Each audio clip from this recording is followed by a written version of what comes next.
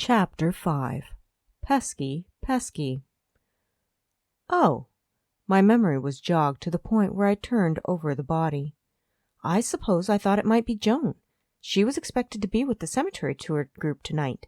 We were practicing for next weekend's event. Joan is in charge of the whole thing, but she never came. She didn't phone anyone to let us know she wasn't going to be there. I guess for some reason my brain just automatically thought it might be her. Then I realized the person was someone else, and I must have just blurted it out. "Do you happen to know the deceased?" asked Peskee. No, I don't think so. I shrugged. It had been a man, maybe around my age, with nondescript features and short brown hair. "How did you find him?" questioned the police officer. I had stopped at the bridge to look at the river. There was lightning, and I thought I saw something, I explained. I went to have a look and found him. Peskee walked to the bridge, looking past the tree line at the riverbed to try to see the crime scene. He came back to me. "I can't see the crime scene from the bridge. What did you think you saw that made you go investigate?" I don't know. I could hardly say that it was a Grim Reaper that I had seen. Peskee would think I was off my meds. I gestured helplessly. I just thought I saw something strange, so I went down to look at it and found him. "You're certain you've never seen the deceased before tonight? Never talked to him?" He eyed me shrewdly. No, I don't think so. I shrugged again, wondering why Peskee has asked the question twice. Is he a tourist?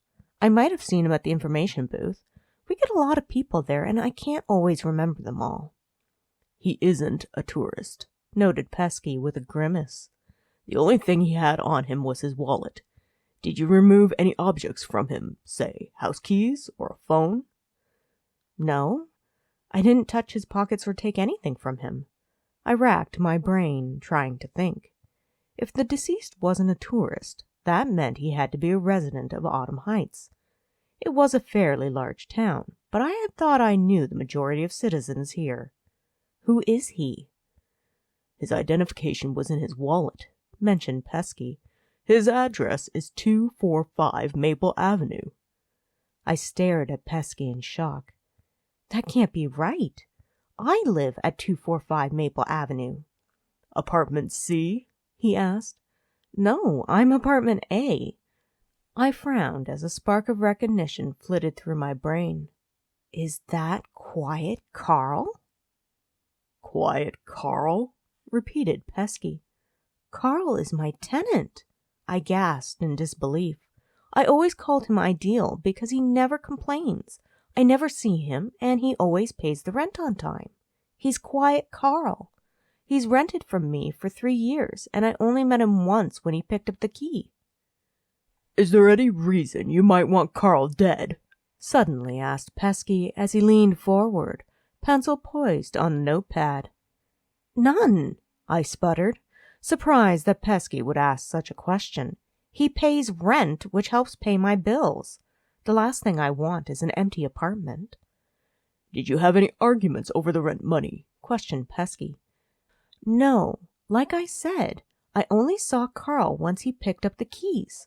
He paid on time every month by putting an envelope in my mailbox. We never talked. I shivered again. I tried to remember if Carl had left any emergency contacts on his application form. I should probably call them. Or would it be better to give the information to the police? I was about to ask Peskee, but he interrupted me. "Did you see anyone going to or coming from Carl's apartment?" demanded Peskee. No, I responded. There was a reason Carl was nicknamed Quiet Carl. We never heard anything from his apartment. If he hadn't been paying the rent, and I hadn't seen the utility bill each month, I might have wondered if Quiet Carl even existed. He was absolutely the model tenant. Not once did I ever have an issue with him. Until now, that was. This was definitely an issue, finding Carl dead in the reeds of the riverbank.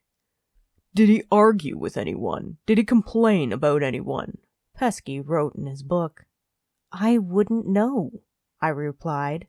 It felt like I was continually repeating what I had already said.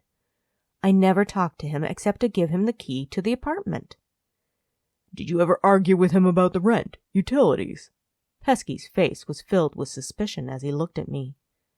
As I said, other than when he signed the rental agreement, we never once spoke. I repeated my earlier words. Were you romantically involved? Questioned Peskee. No, I said firmly. Do you know if he was involved with someone? Who were his friends? I have no idea. I shrugged, starting to feel a little irritated by this line of questioning. My tone may have been a little sharp. Carl and I never spoke since he signed the rental agreement. Peskee gave a snort. He flipped his notepad closed. We may be reaching out with more questions later as the investigation continues. We will also need to see Carl's apartment. Absolutely. Any time you need to. I nodded, glad the interview seemed to be coming to an end. I'll let you know if we need to talk to you again, promised Peskee. He gave me his card. If you think of anything, let me know. Grateful to escape, I found my bicycle, which was still leaning against the bridge. Involuntarily, I looked out over the river, giving another shiver as I watched the police looking out over the area with their flashlights. Thankfully, I couldn't see any more Grimms in the dark night. If you enjoyed this chapter of Autumn Heights One Drops Dead, think about subscribing to the channel. That way you won't miss any further chapters, especially if you hit that little bell. Happy listening.